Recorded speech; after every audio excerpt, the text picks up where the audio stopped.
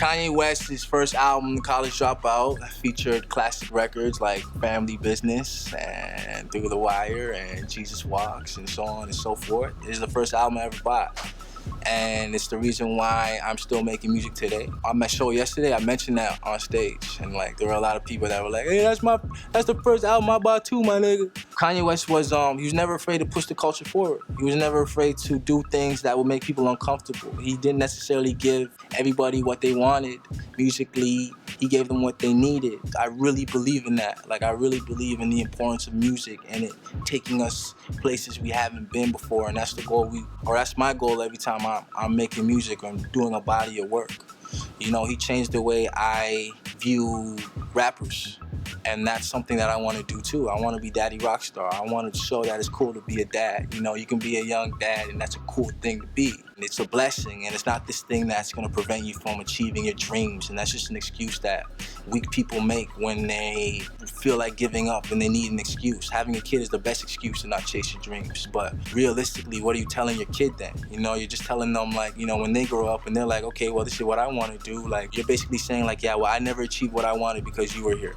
And that's the issue with where I come from, and it's a cycle, and then we're taught that we'll never be shit, and this is like the ceiling, and that's what we're out here trying to break. With every song release, every project, it's every tweet, every little fucking post on Instagram, like, we give a fuck. And I feel like that's gonna carry over. People are gonna see that shit, you know? It's like, you know, your tweets, like people, you know, I say a lot of dumb shit sometimes, but I hit you with a lot of gems. Because I know if I walk outside, I get shot dead and I'm gone.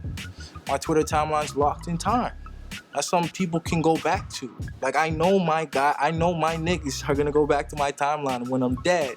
And they're gonna see that shit when I'm not here. And they need something. They need that extra push. Like, I know that. Same way if any of them ever, God forbid, I could do the same thing. You know, we view everything like that. Everything is super important. My song, Fuck La Policía, was gonna be on this movie. I remember that they didn't put it on there though because the producer, he had some stuff going on, but it wasn't really like that.